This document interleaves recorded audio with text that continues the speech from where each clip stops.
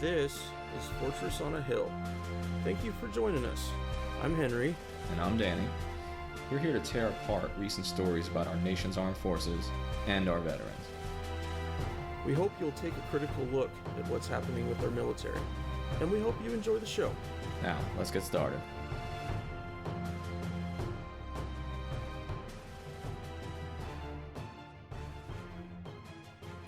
So hey listeners, here we are with a special bonus episode for you. We are going to do a breakdown and discussion about Blackhawk Down. It's a film that was really a big part of why I ended up joining the military, and I think that it makes perfect, somewhat cinematic fodder for our times here. And joining myself and Danny today is a fan of the podcast and friend of mine. He is BT, known online as the War Philosopher. How's it going, brother? Good, how are you? I'm doing all right. So why don't you give us the short and skinny about you and your time in the military, and take it from there. My birthday is September 11th, and my birthday was spent as my first week in high school, and this was in 2001. So, my birthday was ruined by the actions of a couple people, and it really, shaped, to this day, it still shapes what's going on. But as a, 14-year-old kid, you watch these videos of the towers falling over and over. It's kind of hard to think that there's not going to be something that leads you to joining the military. And the Blackhawk Down definitely played a huge role because it was, such a, cinematically beautiful piece of propaganda. And so I joined back in 2005, and I spent 9 years in. I did 3 years as a cavalry scout, and then I did my last 6 years as a Blackhawk crew chief and a mechanic. So I've got a view from both sides, both being on the ground and being in the air. And, obviously I've got some things to say about it because I've done a few deployments. I think that covers it. All right, cool. Well, I'm glad to have another cavalry scout on. I spent my whole career in cav units, and I guess I still have a little bit of a romance for the cavalryman thing, even though the shades have kind of been pulled up and the curtain kind of brought to the side so that I can see what's really going on. But I still maintain some romance of the cav. Yeah, it's definitely an interesting culture within the military. Even the phrase when we say, sorry, I was like, even the way that, if you want to know about an organization, sometimes you just look at their motto and their traditions. And we used to say, if you ain't cav, you ain't shit, at formation every day. Mm-hmm. And that was just sort of the attitude. And I think it's very constructive to that organization. Yeah. So I wanted to begin talking about some examples of mythic action in the movie. And what do I mean by mythic action? The cavalry charge, the horse charge from 12 Strong. That's what I mean by mythic action. Something that it wasn't historically accurate, but it added something really incredible to the film. Now, for the purposes of Blackhawk Down, it's just about ordinary human abilities and a single shot to the engine block. There's a scene where a group of Delta operators a sniper is able to shoot one bullet into a car and disable it that way. Now, I don't know if a sniper can actually do that. At a certain size round, it doesn't matter. It's a 50 cal, it just takes out the engine, so there's just no more engine. But I feel like that was a continuing theme through the movie when Hoot tells his commander, "This is my safety, sir." Ordinary Army people, we can't behave that way. We can't speak that way. We can't even really think that way because we work on rules. We work on regulations. And I think that was also part of the myth that if you're in the Army long enough or you love the Army long enough, you can make it to this mythical epic force. Kind of put it out there in the sky. It's something to work towards. Granted, most people who try for Delta don't ever get it close just because of how hard it is. One of the wounded Delta operators switched hands. He went from firing, I think he was firing left-handed to right-handed while he was wounded, while firing and protecting his down bird. Now, I don't have any argument about the left and right-handed things. Lots of really good shooters can shoot both ways, but again, it just adds a little bit of fluff to that. You know, when I think that one of the things that bothered me about 12 Strong and looking back, Blackhawk Down is exactly what you're saying. Mythologizing of heroism in the absence of context is particularly bothersome, and I'll get into that a little more later because I have some comments about the way most contemporary war films they literally get rid of any context. I mean, the complete absence of nuance, and so the story becomes about the mythical heroism rather than a broader character study or study of human nature and the nature of war and violence. And it's like, as a young male in our patriarchal society, which we have to be honest, we live in one. Oh yes. It is very difficult not to be enamored by those actions that you're describing. I mean, these superhuman events, and at a certain point, that becomes the story. I mean, in the absence of any context of like, why are we there, or is this a fight worth having? What happens to these guys after they come home? All that is sort of erased in the interest of the horse charge and 12 Strong, or some of the items in Blackhawk Down that you described. And I mean, they screened Blackhawk Down at West Point while I was there. I can't remember in what context, but I mean, that film was highly just lauded by soldiers, and Sergeant Eversman, that was his name, right? One of the main characters. Yeah. He came and spoke at West Point. That may have been when they screened it. Yeah, he spoke to the whole Corps of Cadets, right? An E7. At that point he was an E7. He was still in. At that point. Just the mythologizing of that story was incredibly powerful. And like I said, it is seductive for young males in particular. So I wanted to mention about the title a little bit. And titles of films, especially war films, are chosen really carefully. And by choosing the words Blackhawk Down, they really wanted a very emotional reaction to hearing it. It wasn't called the Mogadishu Mile. It wasn't called the Battle of Mogadishu. It was the words of the most emotional part of the entire film. That's the title of the film.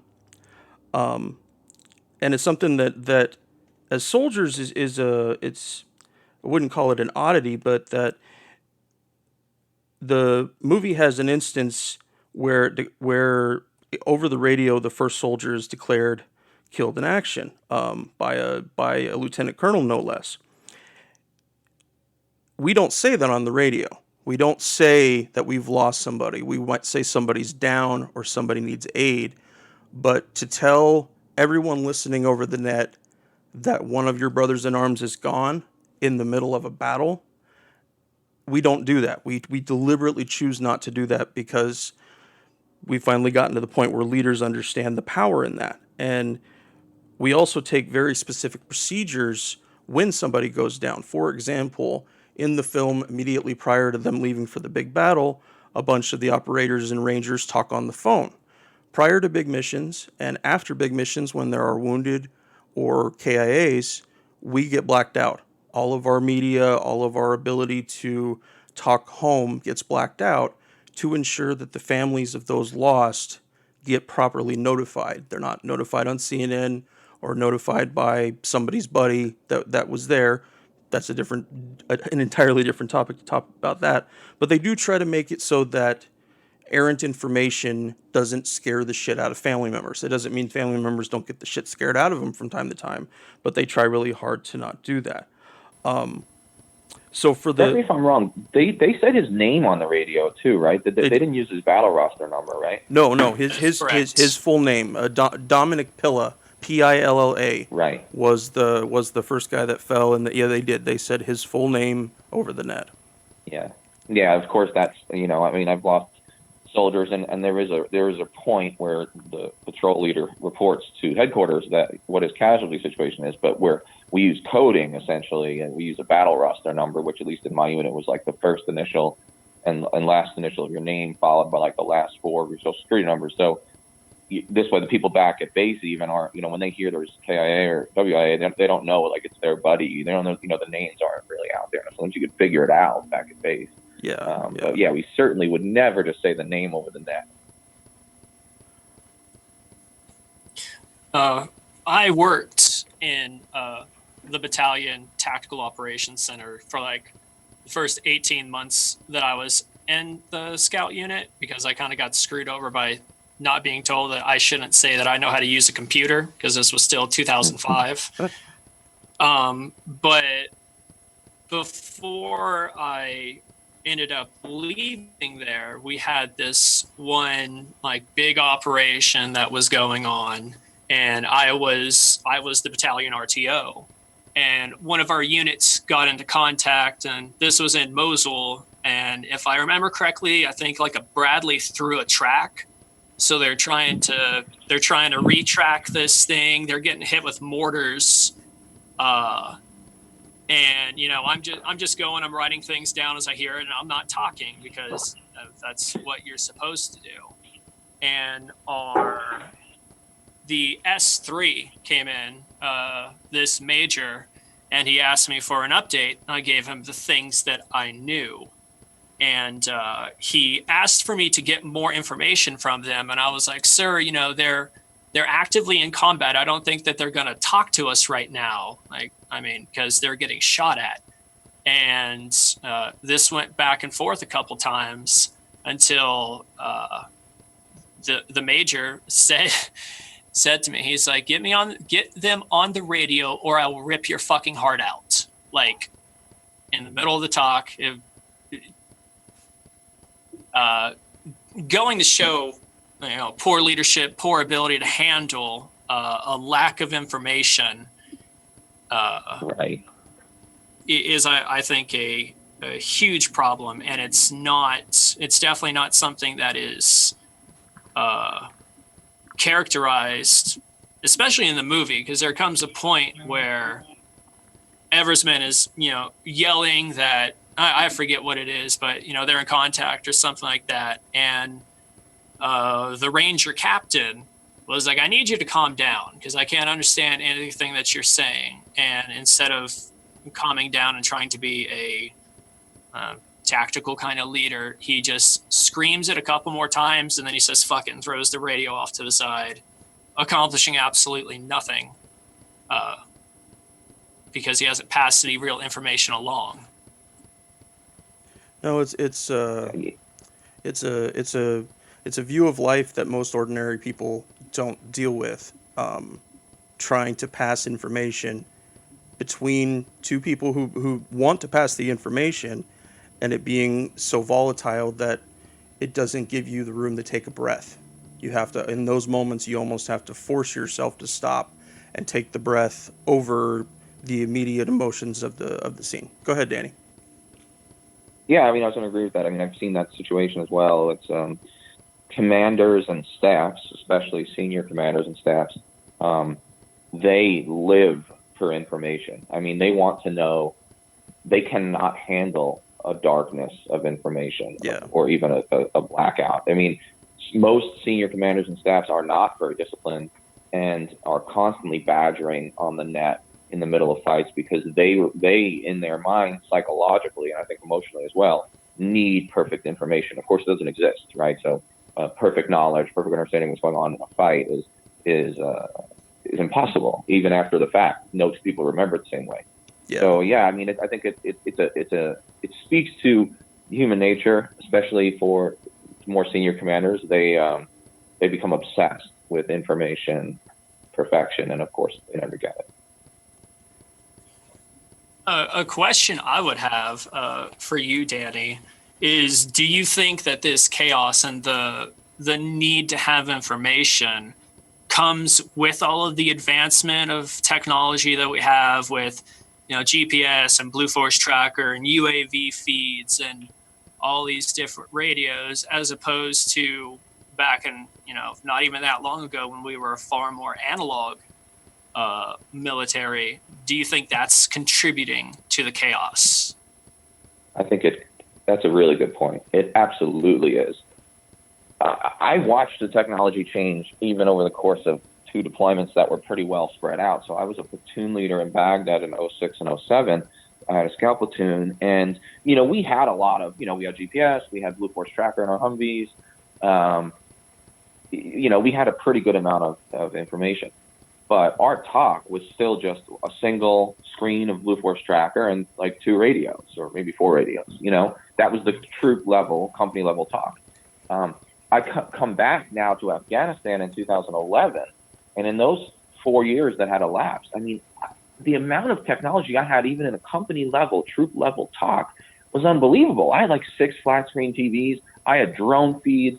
I had cameras on each of the towers that were like real time, looking out at stuff. I could add another screen, so if I had a drone feed, but then maybe I also would get some sort of fixed wing, and I'd get that. I mean, it was unbelievable. And the problem with it is that's all great, but there's still friction on the battlefield, and you never have a perfect picture of what's going on.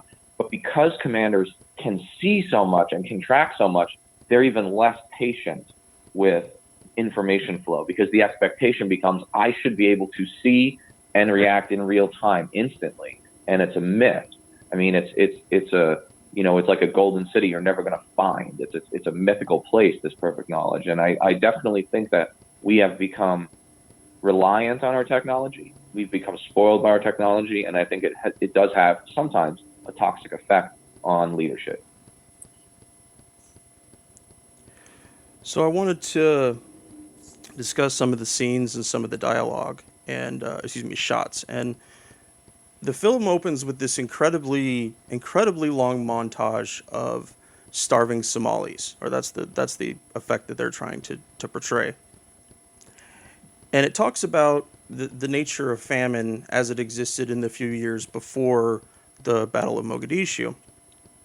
What it does not mention, what it doesn't talk about at all, and I don't think it's referenced in the movie in any way, is the level of famine that was happening in Somalia and in that surrounding area of Africa during that time. And that the famine, having that horrible drought, I want to say it was either 2 or 3 consecutive years, played a far bigger role in causing the Battle of Mogadishu than Muhammad Faradi, the warlord that were after, the warlord they were after in the film.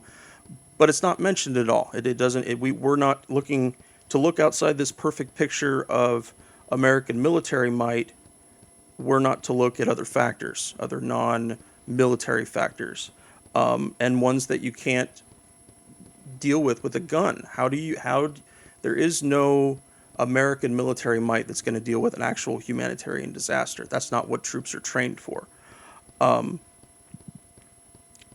I also felt that some of the other shots, the establishing shots, they could have been really any faceless Muslim country. The shadows, the towers, the people praying.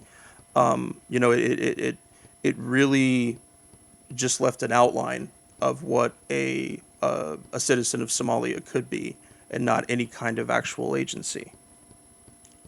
I mean, The Somalis are almost faceless in that movie. Yes, yeah. Looking at it, and I mean, because obviously I've seen from the ground and from the air, I didn't see any difference between the set that they called Mogadishu and Mosul in Iraq.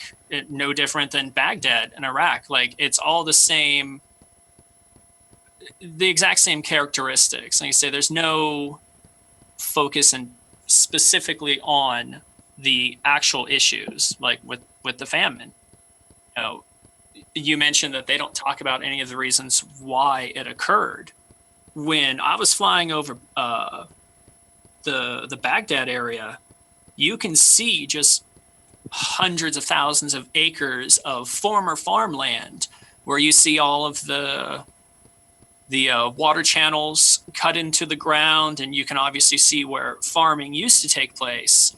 But there's none of that anymore because all of the infrastructure for the water is destroyed. And even today, there's a lot coming on about saying how there's going to be a famine in Iraq, how they're running out of water because Iran and the other countries upriver are damming and taking so much of the water that there's nothing left in the Tigris and the Euphrates for the Iraqi people. And famines and things like this don't occur in a vacuum, but that's definitely the way I see the way that they are presenting it in Blackhawk Down. That gets to the big point I wanted to make today, which is the subtraction of context from almost all war movies, and I think Black Hawk Down is a great example. I mean, Black Hawk Down fails to communicate to the viewer what I think it should, which is that the victims in that movie are Somalis. They're not Americans. That's not because I think Americans were evil and just shooting down Somalis for fun. They certainly had their reasons once you get into combat to just fight for your life. But the Somalis are completely subtracted from the story. There are very few Somali characters. There is very little context given to the famine, very little context given to the shift from humanitarian mission, which was how it started. That's how our mission started until the transition to a more kinetic anti-warlordism. And in a sense, Muhammad Farah Aidid and the warlords, as they're depicted, they make for this perfect faceless monster so that it becomes a tale of good guy, bad guy, without any nuance. And the enemy becomes a faceless other that is easy, therefore, to kill. And therefore, empathy is only demonstrated when an American is hit, when an American goes down. Nothing is really said about Somali civilians who were killed in the crossfire, of which there were many, inevitably. Very little is said about the suffering of these people in a broader sense that brought us there, or the Cold War context that helped destroy that country. It's a complete subtraction of nuance and context. And I could say the same thing about almost every war movie. We could talk about any war movie, like Lone Survivor or 12 Strong. I mean, whatever. These movies don't tell us anything about the wars. They just tell us about brothers in arms fighting the good fight. And that's rewarding to a lot of people because it's a great story. It's an extraordinary amount of action and drama, but it misses the broader themes of like human nature, which I think are much more important. And Vietnam films did a much better job of depicting, because they were critical films, because they took a critical look at war. There's actually a line where Eversman is talking to Hoot before the mission begins, and Eversman has questions. You know, he asks a lot of questions, but they're all very ambiguous ones, I thought, in terms of questioning the mission. But Hoot told him, he said, once that first bullet flies past your head, politics and all that other shit goes right out the window. And that is true for combatants. That is true for active people in a combat situation. It's not an American invention. But in my mind, as a young man, that line told me that war and politics are not always synonymous, that they can be mutually exclusive depending on the situation. And that's a complete falsehood. It as we've been talking about, nothing happens in a vacuum, but that became part of my mantra, you know, telling people if you weren't there, you didn't know. You know, I did that before I even joined because I so firmly believed in some of those ideas. But we can't divest war or the war machine from the politics that enable it. I would argue it's very dangerous to do so, yeah. I wanted to hit on one of the mythic actions, specifically that the single shot to the engine block, because I know it was brought up. Now, obviously, I never shot a sniper rifle from a Blackhawk, nor have I watched anybody do it. But there was the story of whatever the Navy SEALs that shot the pirates on the was it like the Maersk, and he did it from like 20 miles away, standing on one foot in ocean swells. Right. Like he managed the shot. Well, even if you're the best shot that there is, you have to include the fact that there's different aerodynamic effects on rounds that you shoot depending on what side of the helicopter that you're on, because you have a giant fan on top of you that is spinning in one direction. So, as a machine gunner on the Blackhawk, depending on whether you're on the left seat or the right seat, you have to compensate. And I don't remember which goes which, but on one side it's high and left, and the other one it's low and right, to have the idea that a single sniper round is going to puncture the engine and bring the vehicle to a halt is definitely falls, as far as I'm concerned, into the realm of mythicism. How does the rotor action change from between hovering and actually moving towards something? Like, if the helicopter was completely stable and sitting in one spot, would it have been easier, or how does that work? Well, from the aerodynamic standpoint, you have I believe the blade rotate. Yeah, the rotor spins counterclockwise. So if you think about, you're going to have a scooping motion over the back of the aircraft and more of a thrusting motion over to the left side, just with how it's spinning. And for hovering, there's two different types of hovering, whether you're in ground effect or out of ground effect. And basically the way is, are you kicking up dust? If you're low enough that you're hovering and you're kicking up dust, then you're in ground effect. You're having the rebound, the resistance from the movement of air. But if you're out of ground effect, you're not disturbing, and you don't have the added turbulence. Okay. Yeah, I kind of lost my... I just want to back up. I just want to back up one more second and talk about what you brought up, Henry, which is this whole idea of war is only about brotherhood and the guy next to you, and politics don't matter. I sort of, unlike a lot of soldiers, I reject that. While I recognize that it's true that in the moment you're just in survival mode and it doesn't really matter with politics, that's true.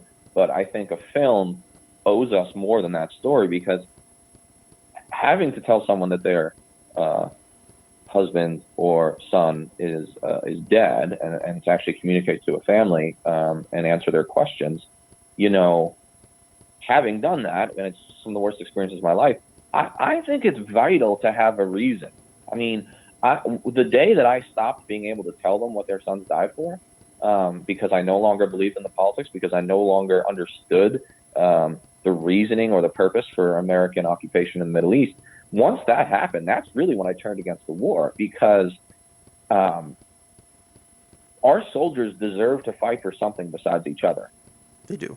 If we put our soldiers in harm's way, there better be a damn good reason. There better be a damn good political reason. There better be an actual threat to the United States, and I ought to be able to communicate that to my soldiers seamlessly. And I would argue that since 9/11, we have never been able to do that. And even back in 1993 in October, when Blackhawk Down goes off, or the battle kicks off, I mean, that was a really, really complicated situation, and a lot of nuance involved. And I want to know a little bit more about the politics, and I think a film owes us that, because a perfect war film like Platoon, for example, which I know that's a controversial statement, but a film like Oliver Stone's Platoon mixes the brotherhood combat theme, which is there, with the nature of the brutality and mindlessness and chaos of the Vietnam War. It manages to do both. In other words, you don't have to extract one in order to do the other. I mean, you can have both, and I think a better movie would have both. But almost every war film that's been made since Black Hawk Down has really been little more than propaganda for the heroism of American militarism. Absolutely. There was a quote, I think it was one of the last lines of the film, where Sergeant Eversman was talking again, and he said, I was talking to Blackburn the other day, and he asked me, what's changed? Why are we going home? And I said, nothing, end quote. That's not true either. I think everything's changed. I know I've changed. You know, a friend of mine asked me before I got here, it's when we were all shipping out, he asked me, why are you going to fight somebody else's war? What, do you think you're heroes? I didn't know what to say at the time, but if he'd asked me again, I'd say no. I'd say there's no way in hell. Nobody asks to be a hero. It just turns out that way sometimes. And I read this, and it has nothing to it. You know, none of the bare questions that they asked in the movie are even hinted at as to the other reasons, the other things. And like you said, Danny, you know, what were these soldiers being told? What were they being told was the mission? You know, was the mission to secure Somalia? Was it to bring humanitarian aid to Somalia? I know the Rangers and the Delta, they were told to go there and kick ass. That's the reason we send them. They're not ever sent for any kind of humanitarian anything. But yeah, no, they want us to see all this death and all this carnage and attach it to the military without any other subtext. That's exactly what I see here. And that's, go ahead. I really hate the whole concept of, you know, making every soldier or military personnel into the idea of this hero, because all of us who spent more than 2 days in the military know that it's not true. I know I've been listening to a lot of podcasts from everybody, and we all pretty much have the same exact story and reality wake up that, you know, we go into the military thinking that we're going to be with this higher caliber person, that, you know, we're all joining for the same mission, we all have the same goals, and we're all going to, you know, work fluidly together. And then you get there and it's just an utter shit show. And the unit, when you first get into combat, you know, everything's, in my opinion, weird until you have that first casualty. Because once you have that first casualty, well, now you have a hook. Not the people in charge have the hook, because the first casualty that happened, I was on the radio and I took that call. One of the first things that I heard is, oh, well, you know, now we have to go kill more Iraqis, otherwise, you know, so and so has died in vain. That's a really big one that you hear a lot, especially from more of the, you know, maybe extended families of Gold Star, or you know, people that have a slight exposure to it, but they don't see any of the reality of things. That if you take the perspective that one person dying needs to be avenged, then my question that's never been answered is, what makes us any different than the hijackers that we were told we started to go to war over? That's a great point. I reject that as well. And to me, what you're describing, and I've lived it as well, is the formula for perpetual war. Mm-hmm. If the reason we have to stay, because I heard that justification all the time from people from the rank of colonel to general to fucking president of the United States. If we leave now, the death of those hundreds or those dozens, or in the case of platoon, those few soldiers will have been in vain. And if that becomes the only reason you're fighting, then you really need to relook at your motives, because, you know, I happen to think we are in a forever war, and I happen to think that this war could go on for 30 years. I mean, I am very pessimistic. I don't see anything changing anytime soon. I believe we'll be in Afghanistan at least to the 20th anniversary, which is coming up next month. Will be the 17th, but at least to the 20th we'll get, if not further. Another thing I saw happen was, and you probably saw this change too, initially we named a lot of our combat outposts and bases after dead soldiers. And only later in my career did we start naming them after actual Iraqi and Afghan things. We started actually putting an Afghan name on them. And one of the reasons that I was told, and it really made sense to me, was, sometimes we have to close bases down and leave a place because the war can't go on forever. But, I used to be at a place that used to be called Top Fitzpatrick. Well, it was named after a kid that got killed in the last tour. And it's like, if we're going to turn that over or burn the place or bulldoze it or turn it over to the Afghan army, people don't want to do that because they're like, no, like it's named after one of our soldiers. We can't give this ground up. People died for it. And it's just, if that's the only reason that the war is perpetuating, if that's the only inertia for the war, I think it's really dangerous. And movies do a really poor job of preparing us because they subtract all the nuance and they subtract all the context. I think a little bit beyond, because obviously cinema and Hollywood plays its own role. But I place, just as much blame on what used to be called like the media and journalism and everything, which I think is completely dead. For all intent and purposes. But there's no visualization of the war. I remember September 11th. I don't know how long it took, but I'm pretty sure it was within a couple hours. Fox News had the new little banner underneath the ticker tape that was like America at war, America under attack. And, you've got all these flag graphics flowing in the background. And it's just more of this idea of propaganda. So if you go to the cinema, you're getting this propaganda. If you're watching the news, you get this propaganda. If you happen to listen to like any public affairs issues or anything, and nowhere is this critical question being asked. Why are we doing this? We have no goals that were set up, and we're basically just waiting for the next atrocity to happen so that we can have a new cool movie about it. And another reason to just walk back into war. Mm-hmm. It's interesting because it's so true that the media becomes cinematic itself.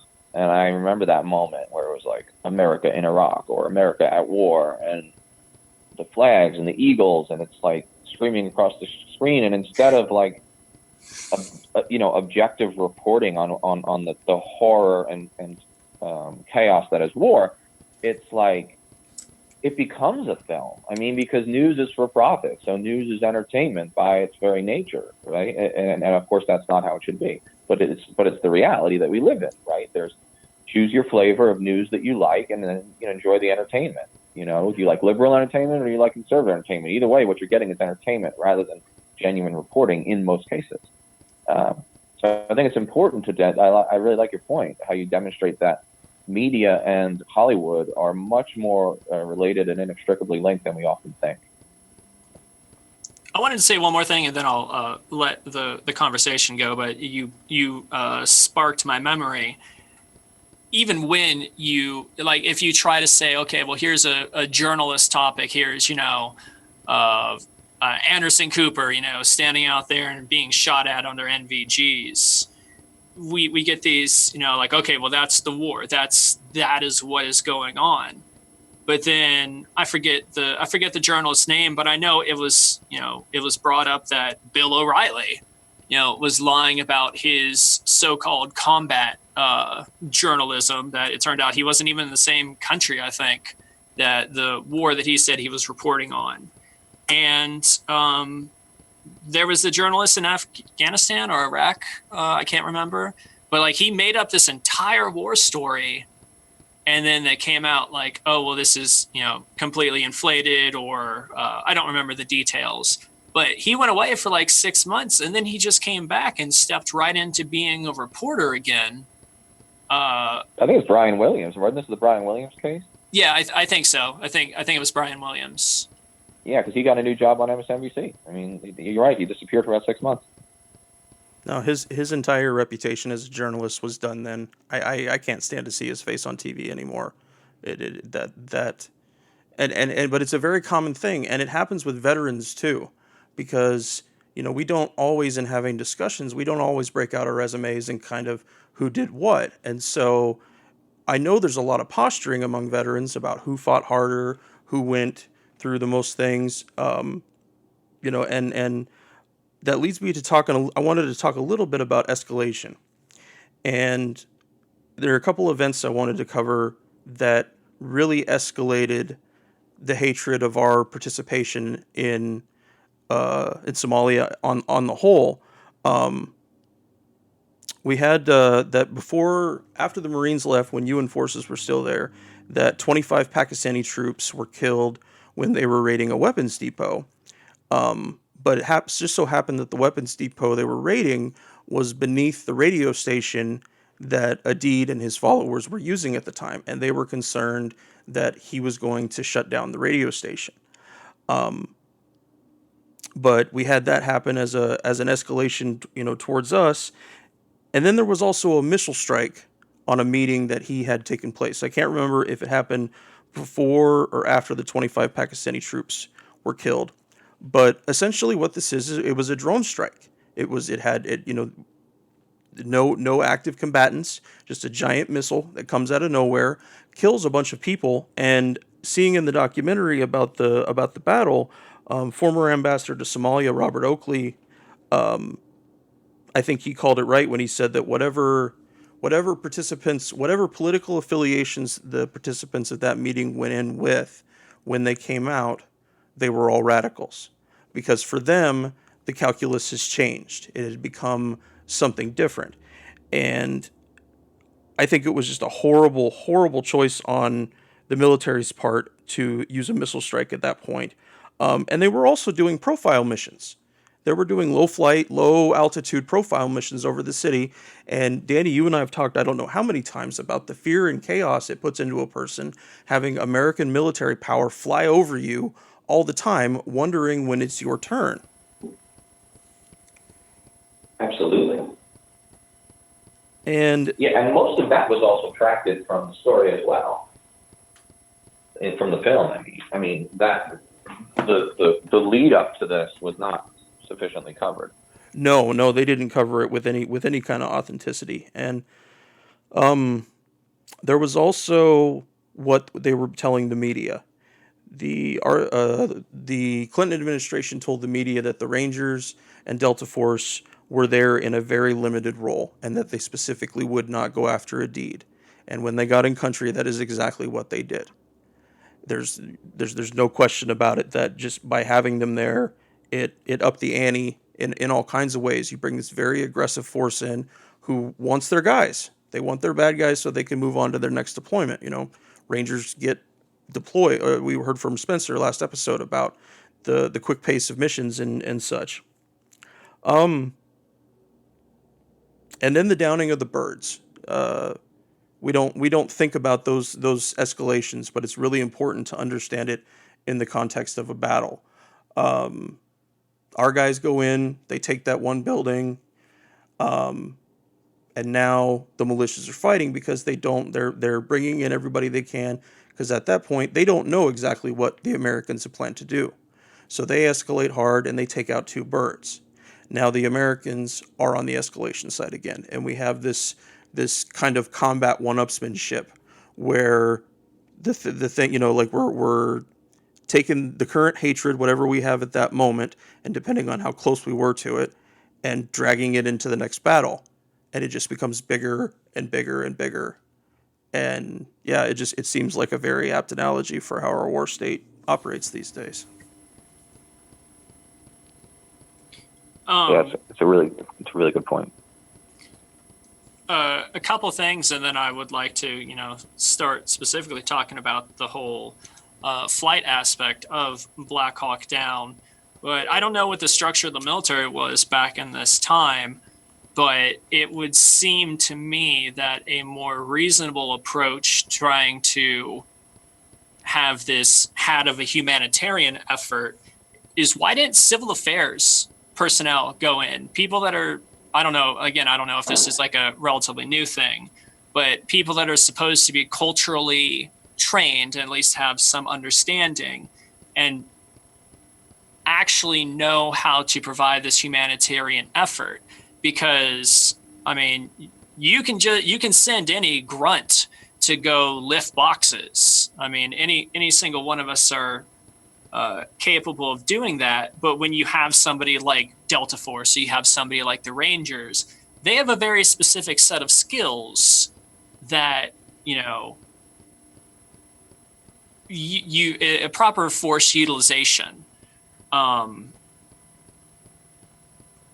It doesn't seem to make sense to send a full combat force in for trying to help, you know, secure food deliveries. But as the mission went in, you know, there's the talk about the radio station and how important that played.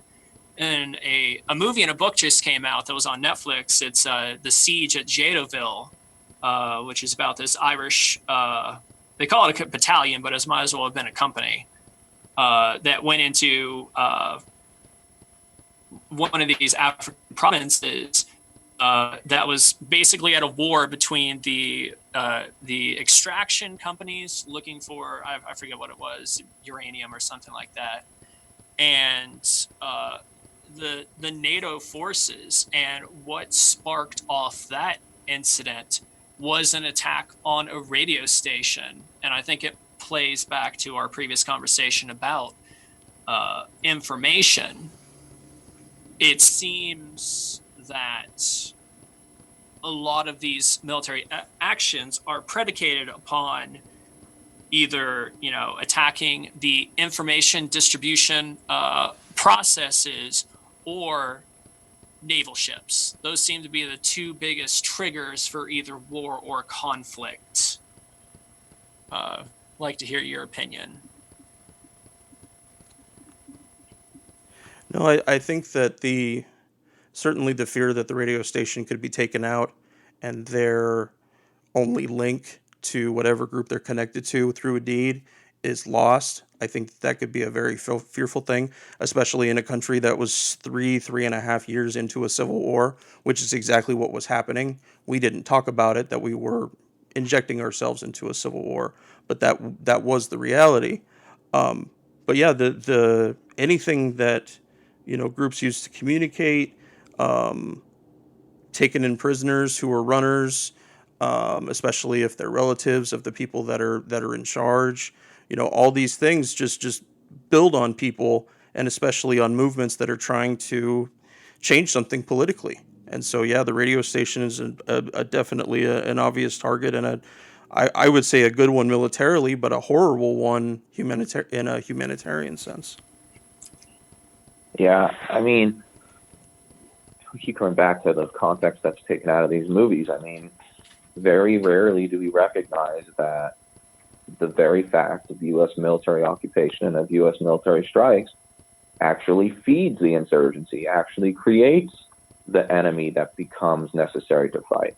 The counterproductive nature of war on terror, which was always a ludicrous phrase, of course, because terror is a tactic, not a person, and you cannot defeat terror. But it was even properly named for perpetual war. That's fascinating from the beginning. But absolutely, we subtract the fact that, look, American strikes, American mistakes, American presence with sunglasses and helmets and machine guns on the streets creates a lot of the problem itself, and it feeds an insurgency, it feeds a terrorist group, it feeds the nationalist rebel group or whatever.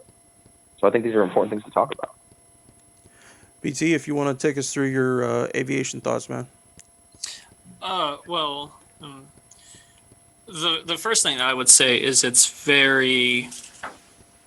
it's concerning the way that it was at least portrayed.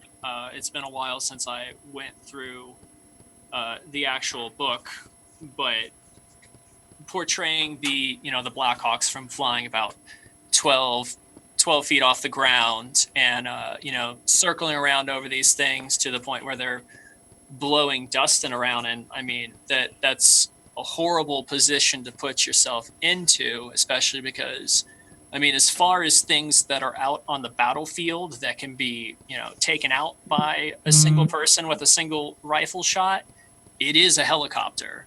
I mean, we don't have the speed. We are hovering.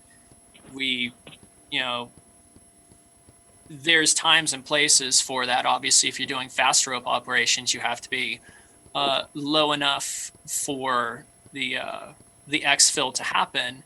But this idea of just hovering over things for the sheer purpose of it, I mean, that's one of the things that really sets a bad idea as far as the cinema aspect of these war movies. I know BT. I know you and I talked a little bit before we got started recording about the AC-130 not coming in, and so how would you see if they said yes on the AC-130? Where would the Blackhawks have been there? They would have been just completely out of the zone, wouldn't they? Because they would have been in the fire zone for the 130. Oh yeah, I mean the whole concept of using the AC-130 gunship. I mean it. To me, it's preposterous because, you know, again, you have, what was it, 100 Rangers and however many other supporting elements, but you're going to have an AC-130 gunship as your next level, or, I mean, basically the only response. And like you said, to use that, you have to evacuate all of the aircraft out of the area. So the C2 bird, that has to go away. And they were the only line of communication because I don't think they had drones or satellite images. And I mean, they could barely communicate as it was. That was a big thing that they did hit, which I appreciate through the mission. When you're trying to communicate between a ground convoy and then an aerial asset over to battalion communication, over to brigade communication, and then back over, you know, they showed it several times that they were missing turns because they didn't know where to go. I mean, apparently none of them looked at a map before they did any of these movements. But I mean, even if they did, you know, you have the dynamic aspect of the battlefield where they're blocking off the roads and lighting tires on fire.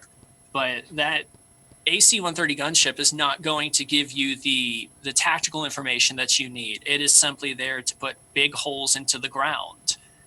And that would not have been useful at all because they needed to be exfilled. There was no shortage of people trying to shoot at them, and you can empty that AC-130 gunship and the troops on the ground are in no better of a position.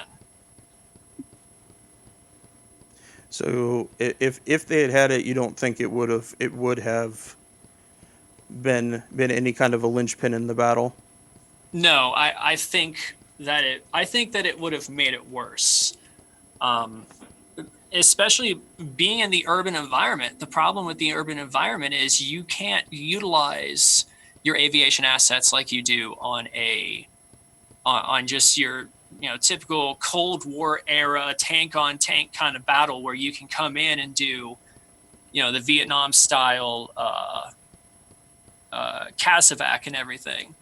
You can't do that in an urban operation. And with the aircraft being so vulnerable, obviously the namesake of the movie is the Blackhawk Down. And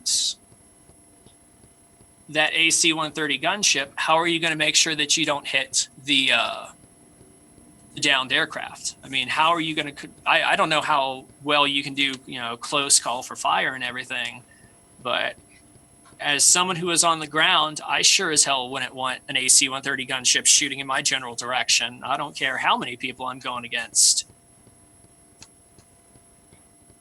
Yeah, at a certain point, we're just stacking assets and trying our best to make it seem like we can completely control the battle space.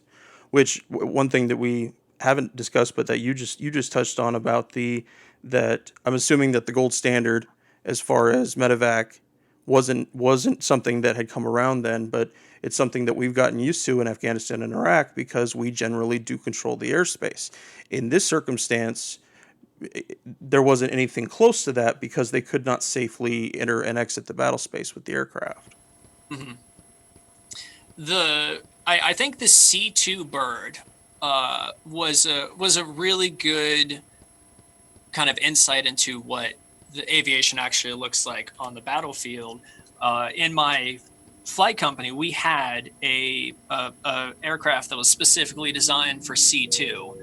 So it had this really large computer kind of deal where you would have 3 people, typically like some battalion level staff officer, and then whatever, whether it's artillery people or whatever for spotting. This giant computer that we had in the back of the aircraft, and this was in 2011. This wasn't at the beginning of the fight. In 2011, this computer was like multi-million-dollar piece of technology, and it was still running like Windows 95 as its sub-operating system, like just 128 megabytes of RAM, just like complete, utter useless paperweight that you throw into the back of it. And they think, oh, well, it's got GPS, it's got the Blue Force tracker, it's got all these different radios, and we can use the high freak on the Blackhawk and everything. It was never used because every single time it was utilized, there was no benefit for it, because it was so slow, because it was so antiquated, and with how quickly things move on the modern battlefield. And I mean, Danny, you can probably talk to this because you went through scout school as well.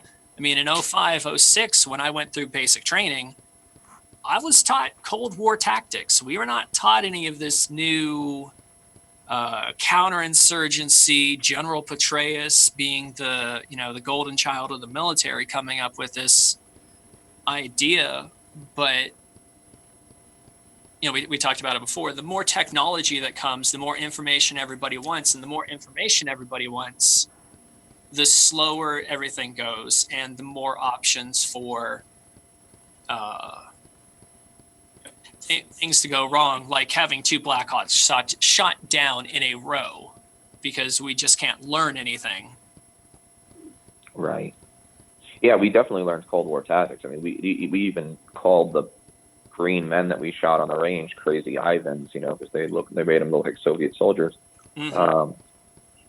Scouts in particular trained for a Cold War battlefield and a Cold War mission, and then found themselves on the ground really as nothing more than lightly armored infantry. I mean, which is about all most scout units became, and just how to adjust their tactics. But certainly everything that I was taught in the officer basic course, and most of my time at West Point was and at scout leader course or scout leaders course was definitely Cold War level tactics, and very little on counterinsurgency, very little on urban warfare, for example, and much more on the plains of Europe, sort of anti-Soviet tactics.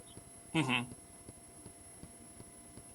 And I mean, we had a really good counterinsurgency kind of primer, which was the Vietnam War, because that was nothing but a counterinsurgency operation. And just going back through the history and trying to figure out why things escalate, trying to remove the vacuum image. There's a book called Learning to Eat Soup with a Knife, and it basically overviews a couple counterinsurgency operations. But one of the big thing was the British Malaya emergency. Malaya, right? Mm-hmm. And so obviously the British went through their experiences, and the French went through their experiences for being a colonial superpower, and then we step into Vietnam, and it was asked by the higher ups that, hey, British guys who dealt with the Malaysia incident, and then the French soldiers, come and give us what are your suggestions? And they got all the information, and at the end of the briefing, it pretty much just went into the trash can, because none of them were considered. However you want to look at it, it's just, this isn't the American way of doing things, so we have to add our own flavor onto it, even though we're taking over the war from the guys who are here. Just like, I think there was like a decade in between the French occupation and when we started to move in, Right.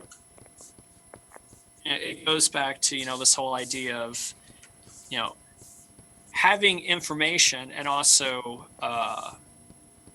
preventing specific information from getting out, hiding these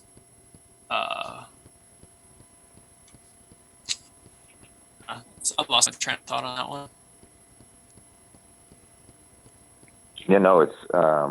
It's true that we really threw out most of our collective military knowledge about counterinsurgency after the Vietnam War, and we really just decided, well, we don't want to fight that. It really came down to, well, we just won't do that again, rather than saying, what can we learn from it? How can we integrate it into our tactics? And so you're right, and getting back to Blackhawk Down, what you're looking at there is largely an army trained for conventional war against the Soviets being dropped into a much different scenario, and it doesn't necessarily work out. And like we see what happens with Blackhawks getting shot down through improvised efforts of the RPGs and et cetera.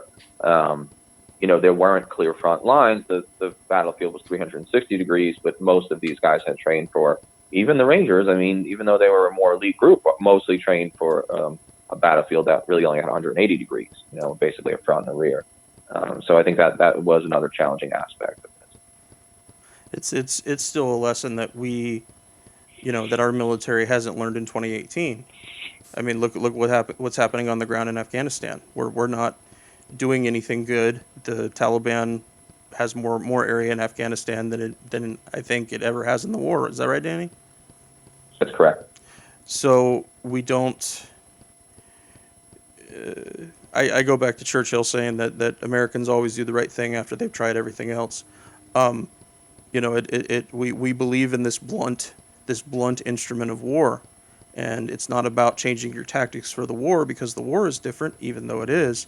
It's about this American identity of destruction and, I think, hatred. I think that it all fits together in one very nasty pie. I think supposedly it was Albert Einstein who said that the definition of insanity is doing the same thing over and over again, expecting a different result. And yet the story of at least the last 17 years of the American military and our foreign policy has been just that. It's the idea is that there's a myth that we can create good outcomes through military force, and it never works, right? No. It never works. Unless you're fighting the Nazis, for the most part, war does not create positive outcomes, no matter how bad we want it to. But because we have a hammer, every problem looks like a nail. What is America good at? Well, we're good at fighting, right? We're good at fighting. Not good at winning, but we're good at fighting and killing. We have great technology and really well-trained soldiers. And we keep expecting the tool of war to give us the outcome of peace, and it never occurs.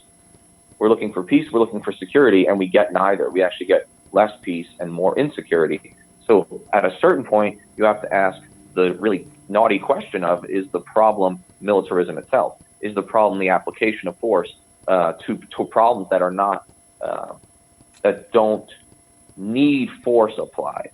Right? Oftentimes we take a problem, and the problem is famine, or the problem is desertification, or the problem is, drought. And we say, well, we'll fix it by sending our army, and what we end up doing is fighting symptoms rather than causes. But we do have adaptability when the leaders actually want it. It's pretty isolated as far as wars go, but World War II, our entire country changed in a whole bunch of ways to support the war.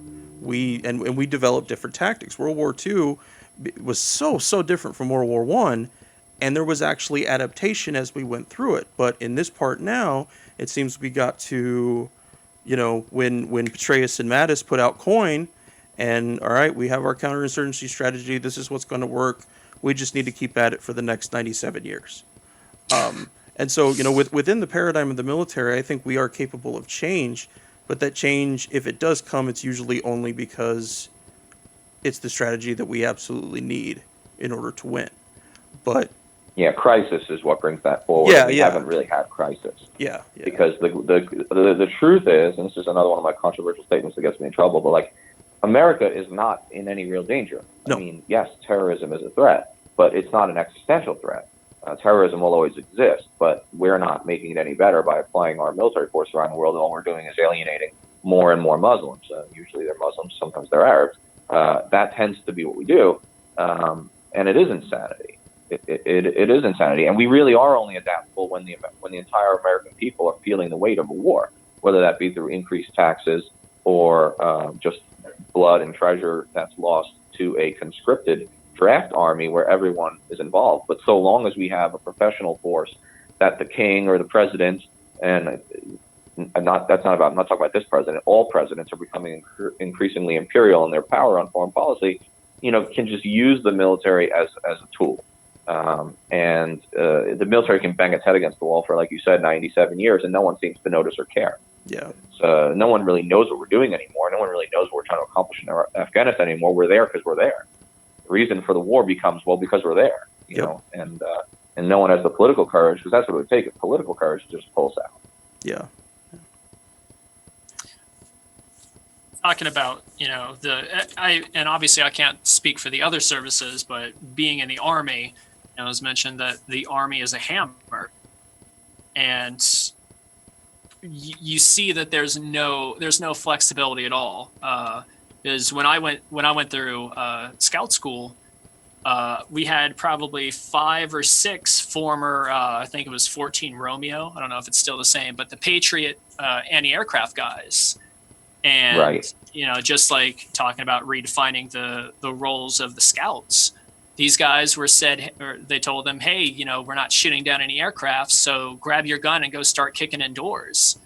And I mean, one of the guys was a staff sergeant, and he just told me, because I was like, why are you here if you were in like a leadership role in your job and you knew everything? And it was because I'm being sent to do a job that I was not trained for with guys who were not trained to do it. So if I'm going to be made to do this role, my job doesn't exist anymore, then I'm going to at least theoretically do it with people who know what they're doing. And then as the war progresses, you see, okay, well, we don't need air defense artillery anymore. We don't need, 155s anymore. But now, just a couple days ago, I think it was the Modern War Institute, some infantry captain came out writing this article about how we need to revitalize the artillery, and his little intro to it is basically, all right, imagine you have this military unit, they're entrenched and everyone's tired, and all of a sudden all hell rains down. Russians lobbing thermobaric bombs and everything, and how every soldier will die in 10 minutes because we don't have enough artillery. And it just seems so preposterous that the areas that money should be going to, the money's not going to, but we have money all day for dropping big artillery pieces. And I mean, it kind of reminds me of, the whole the AC-130 gunship thing with Blackhawk Down. Does having a larger and larger hammer actually accomplish anything? And I mean, I don't think it does at all, except creating more problems. I think right. Some of our inability to move on is definitely on the part of the military-industrial complex. You have the Army still, keeping us flush in Abrams and APCs and vehicles that have absolutely no place or purpose in a counterinsurgency war, but we continue to buy them.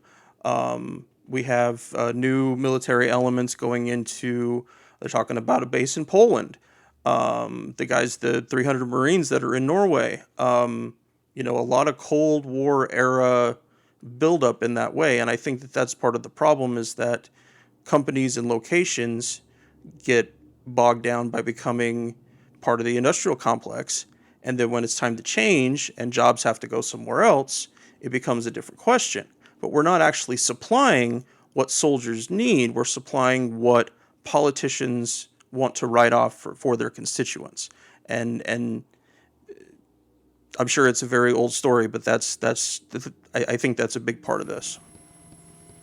I mean, the F-35s that were thrown into the most recent military budget. I mean, I'm not saying we shouldn't have next generation fighters, but this preposterous idea that we're going to have a great land war with Russia and we have to be prepared, and therefore we can't pay for education anymore, but we can serve and pay for extra F-35s. I mean, it's a fantasy, but America doesn't create anything anymore. And here I go on my rants again. But, the difference between now and the 1950s is that now "Made in the USA" is a slogan, whereas back then it was a reality. Yeah, Most of the industrial output in the world was American. We don't make anything anymore. But you know what we still make here?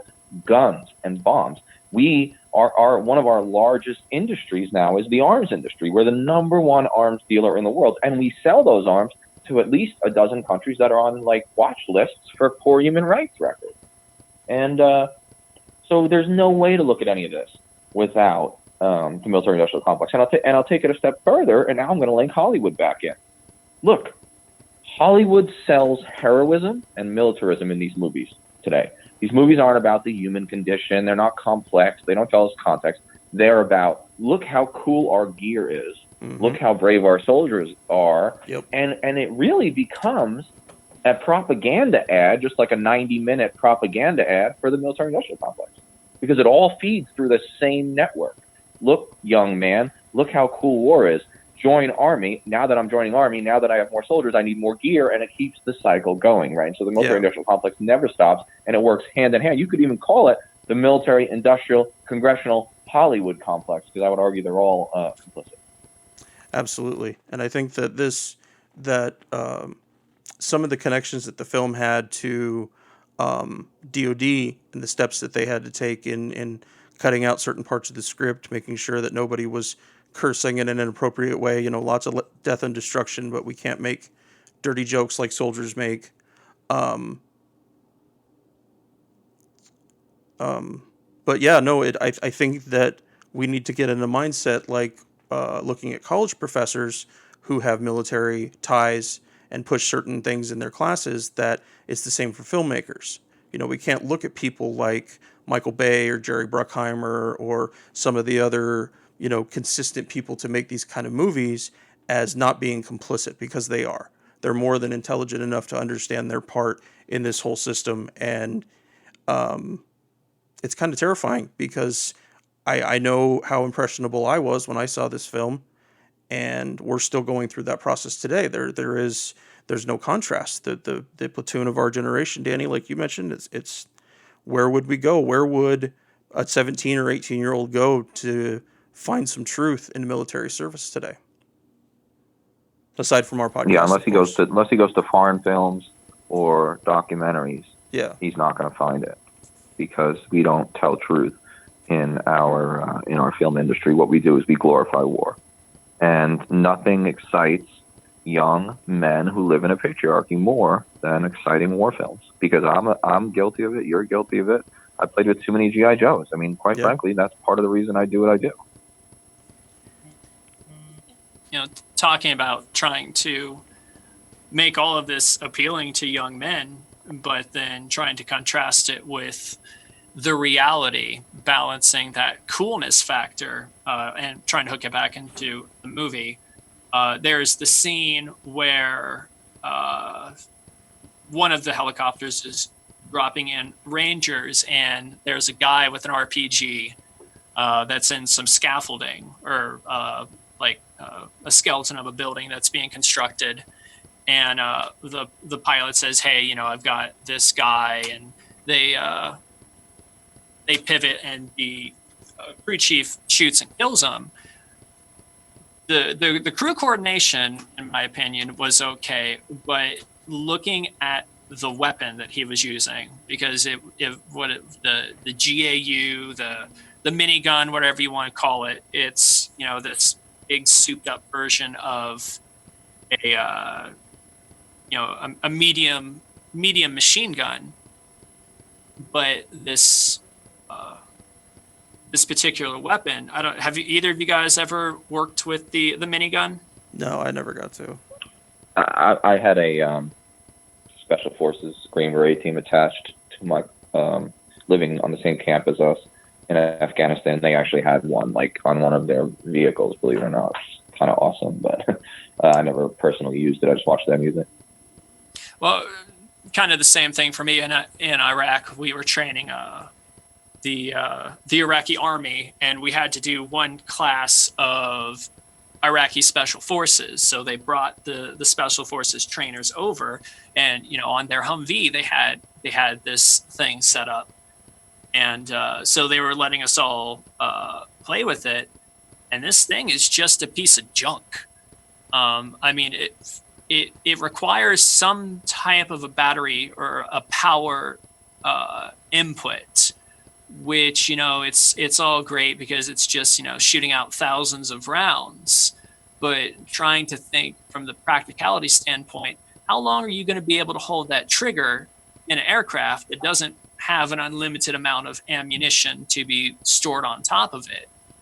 And additionally, something that was shown and was a huge factor for me and my PTSD and everything is I spent every moment that I was not on the ground trying to figure out, okay, if Blackhawk Down happens and we crash into that opening, what am I going to do? Going through all of these scenarios. And one big thing that you run into, most of my other fellow crew chiefs never gave it a second thought. But if you go down, now all of a sudden you're the biggest target on the battlefield. And I had an M16 and my pilots had M4s. But I've got this machine gun sitting in front of me. Now, if I had the minigun, I have a big giant paperweight. But if I have a 240 Hotel, which is just a 240 Bravo with butterfly grips on it like a 50 cal, I can at least utilize this weapon on the ground. And something that nobody in my unit, like I was the first person to ask, I was like, hey, is there a thing to make this into a 240 Bravo? And they're like, oh yeah, there's a ground conversion kit, which gives you back your butt stock and your trigger assembly. Well, I was like, yeah, I'm going to carry that along with me because if my aircraft goes down, I could probably use some type of, an area suppression weapon that could have made some difference. I mean, obviously you run to a point where you run out of ammunition, but how much better do you think them trying to protect the Blackhawk crash sites if you had, a couple medium machine guns trying to give down cover as opposed to, throwing rocks at them or, every pilot and every crew chief that I flew with, they carried no ammunition. Like no one gave a second thought of like, oh, hey, what happens if I crash? What happens if I get shot down? Most of my fellow crew chiefs, they were lucky if they carried 2 30-round magazines because they complained about how heavy it is. I mean, flight gear is far, far lighter and far superior to like the IOTVs and everything. And still, you have guys sitting down and they can't consider what happens when my aircraft doesn't land when we want it to. And it shows the actual culture of the aviation units in the military that they're, even when we have these movies, and I mean, when I was in Afghanistan was when Extortion 17 went down. It still never changed anything. So you have the cinema that gets everyone excited, and then they join the military. But then when the cinema turns into reality, all of a sudden it doesn't faze them anymore. Right. That's an interesting point. No, I think that what you just described is overall the natural conclusion of most military jobs, is that you come to a point that no matter what kind of preparedness you see as important, you ultimately hit a ceiling where between what your chain of command mandates you do and what you feel is the next step that needs to be better, which I had some of my own when I was in Iraq. It's really, really fucking frustrating. And BT, I can't imagine, man, being in country and with extortion 1.7 going down and the weight of that and how it factored into your remaining time in country. Oh, I mean, I never even considered it. I mean, it wasn't.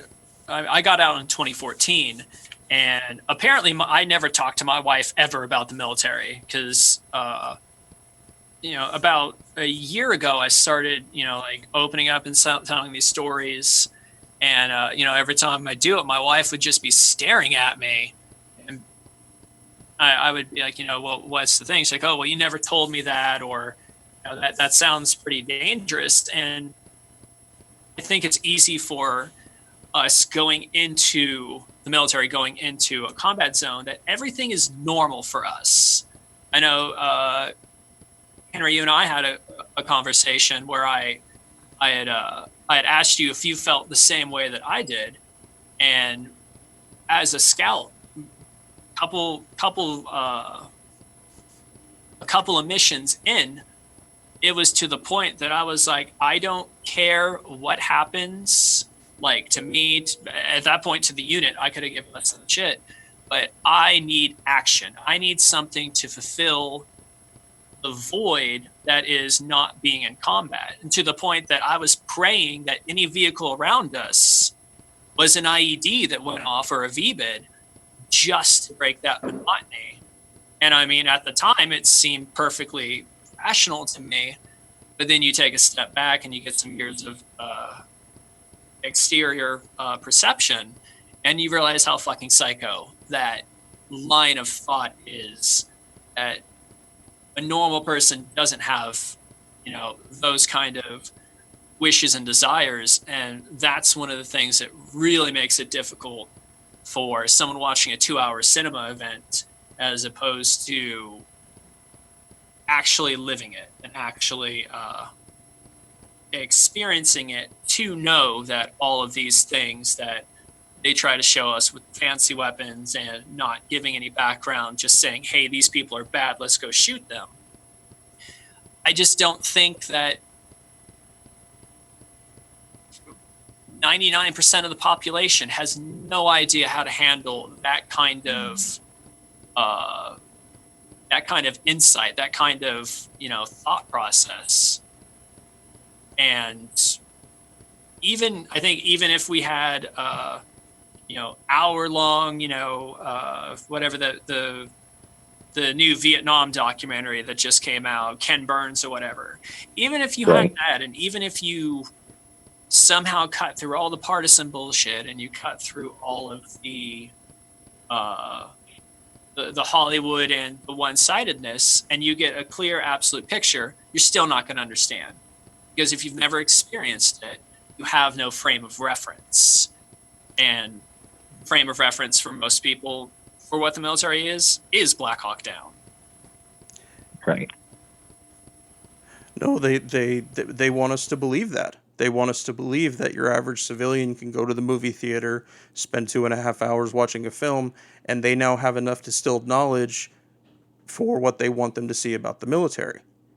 And like you said, is that without actual frame of reference, you can't understand those things. Had you not explained to Danny and I today the aviation aspects of that, we wouldn't have any concept of it, because it just wasn't part of our mission. And so it's this continual compartmentalization, but the people that decide what gets compartmentalized and what doesn't are way, way, way above. And it makes it so nebulous that people just can't know anything. The soldiers on the ground can't know anything. They don't really have an actual good look at it. Like we've been talking today about the film, that the what had actually the events that had transpired prior to the battle, they weren't covered. They weren't mentioned at all. And so if we can, if they could just hand this perfect pie to people and say, here's your military. It's ugly and it's hard, but this is actually what it is. People believe that. They want to. They want to believe that the military is a force for good. I think Chris Hedges has a book titled something to that effect about how civilians. Yeah, war is a force that gives us meaning. That's it. Yeah. The name of the book. And it does. We attach all the the Army values. We attach all this meaning, all these morality points that we think are important, but they're not. They're not ever actually treated as such throughout it. It's just do what you're told and deal with it in your own way when the VA doesn't get funded.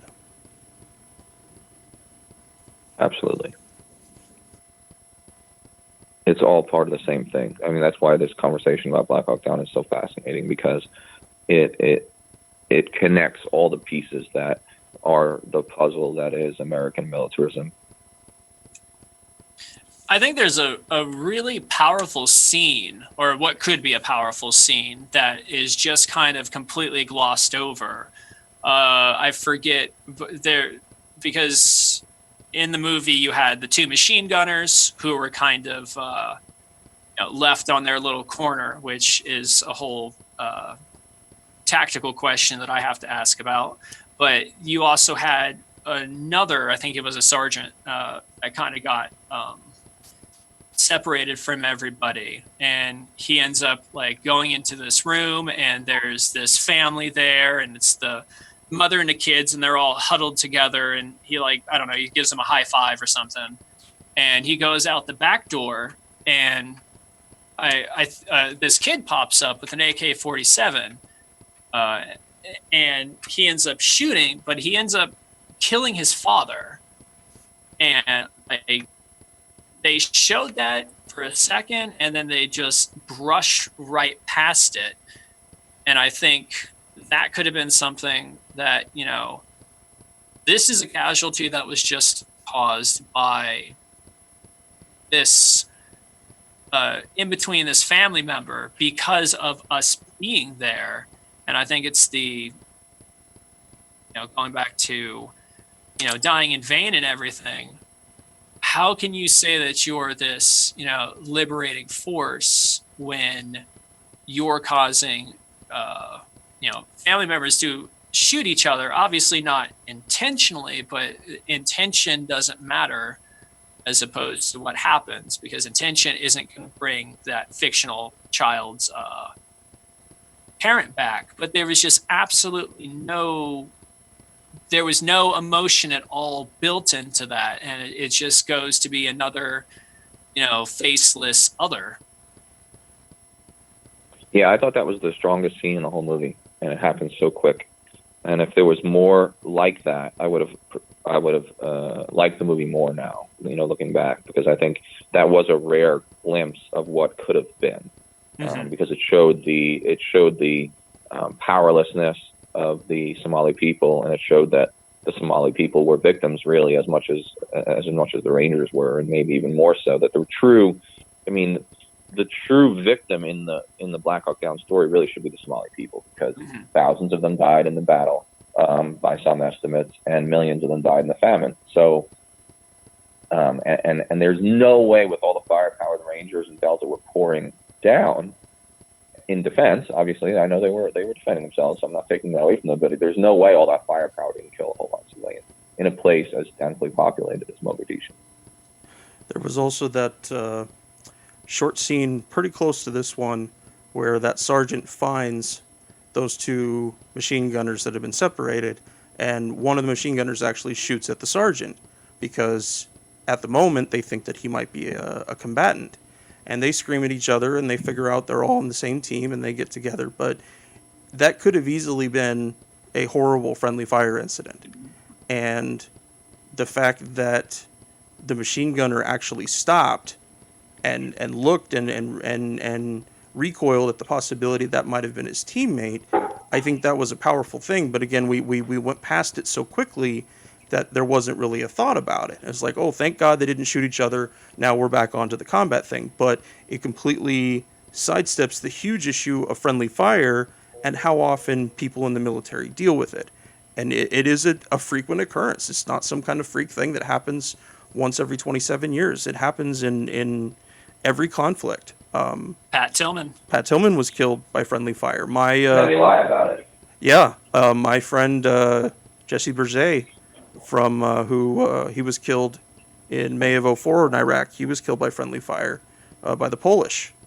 So it's a really important point to note here, that somehow in this whole thing that there was no friendly fire, but that it was right there at the cusp, and it is almost in any mission, just because of the nebulous nature of it.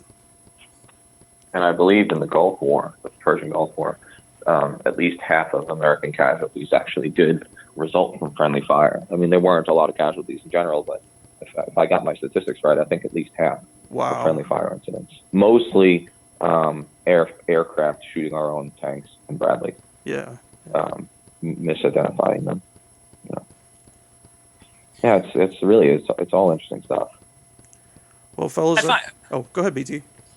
The whole thing with the machine gunners like really ruffles my feathers, because obviously there was chaos and everything on the ground. We got that, but at some point, leadership and training should be able to prevent you from losing. Not only did you lose 2 soldiers, but I mean, you lost 2 soldiers with some of the heaviest weapons that you have on the battlefield.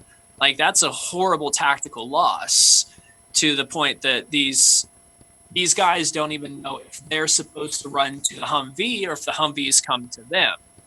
And then I feel like they had devolved that whole scene into a joke, because any of us who have been around a 240 shooting, we know how damn loud it is. And standing next to a 249, we know how loud it is. We know that it causes trauma to the body because of the shockwave blast.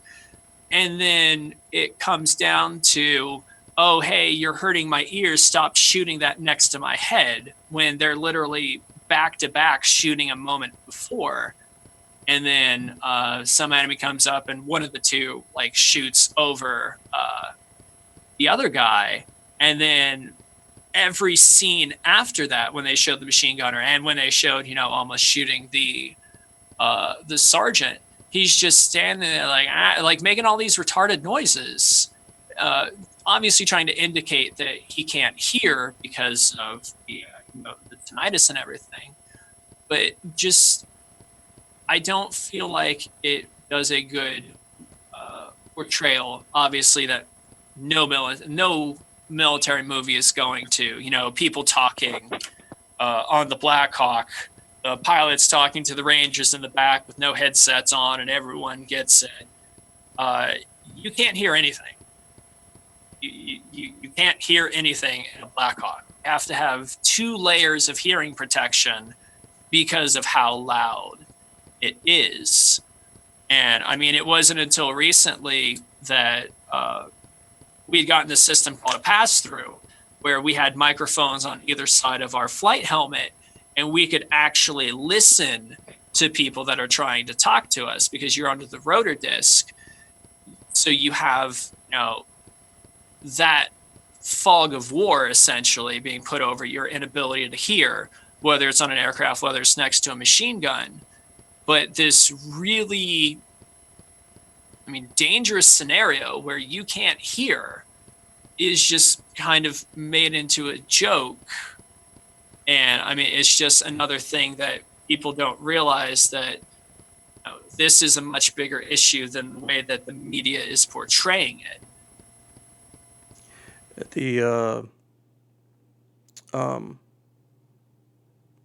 That whole scene isn't dissected very well. The guys are left behind by their squad leader, which, if that was actually to happen in a tactical situation, like you said, they absolutely should know where they're going and how they're getting there. And I didn't notice before that Eversman was concerned about where they were. Now, again, he had lots of shit to handle right then. I'm not putting that on him personally, but there certainly is that, that dissection in battle where you can only focus on one thing at one given time, depending on what it is. So, and then, of course, that one dude, when they finally made it back to Eversman, he was the last guy across the street, and a grenade of some kind got shot in his backpack and went off. And doing first aid out in the middle of the street, doing first aid on somebody. They're bleeding to death, and we are standing in the middle of the firefight, as opposed to dragging this guy who we shouldn't move, but at this point, if we want to save his life, there's no option, to some kind of fucking cover. But that's not what happens. They just right there, and then the Humvees come, and of course they sit in the middle of the street, which gives a tiny bit of cover, I guess. But in no way was there a natural military reaction to that. That didn't happen in a way that we would have dealt with, because immediately we're looking for cover. We're looking for somewhere, some kind of effing safety. So, but yeah, I'm glad you brought up that blast pressure thing, and that's a topic that we don't talk about much too, is that you don't have to be in combat to do that. It's simply using the weapon system or the aircraft, in your case, that it just, the use of the device is enough to cause damage, but it completely gets missed. I don't even know. I think I have like 3 different injuries to my ears and my hearing. And, it just came from the fact that when you're, it's something as simple as working on the flight line and just, say you're changing the oil in the Blackhawk. If the aircraft in the next pad over starts up its, call it the APU, the auxiliary power unit, which is like the first step in getting the aircraft running. It's a jet engine that is going off, and we never had hearing protection. I mean, and the Army says, oh, well, or the common VA thing is, well, it's up to you to keep your hearing protected. So if you lose your hearing, well, that's on you, which is, in my opinion, utter garbage, because we weren't even provided with something as simple as hearing protection. So, going back again, all these fancy hammer-like weapons, but we don't have hearing protection. But that's not sexy. That's not a cool thing. The only time that you want to hear that is you want to hear that little bit of tinnitus sound when a bomb goes off occasionally. But, I mean, that's not how it works. No, not in the least. There was a settlement with 3M I think it was earlier this year, that the earplugs, a set of earplugs they had sold to the Army, were defective, and I can't remember how many millions of sets that they sold.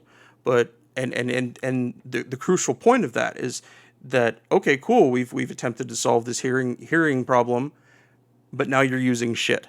But again, like you said, is that the onus is placed on the soldier to protect those things. That if you got a concussion from using a giant machine gun or flying in an aircraft, well, too bad, that's on you. But like you said, it's not sexy. That's not a sexy part of a war. That's not a manly part of a war. So it gets stepped to the side over and over again.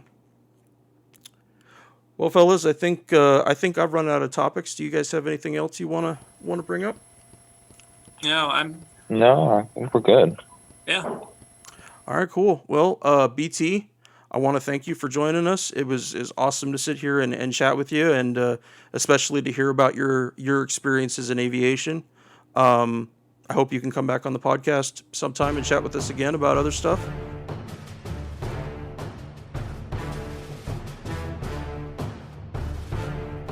Thank you for joining us today.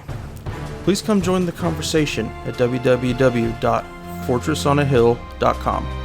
You can also find us on Twitter at Fortress on a Hill, or on Facebook at www.facebook.com/Fortress on a Hill. We want to hear from our listeners about the topics and issues pertinent to America's military and veteran communities. And last but certainly not least, analyze your news and its sources very closely. Verify everything you read, and remember that no one, no matter how powerful, are above criticism, especially those with the power to send others into harm's way. We'll see you next time.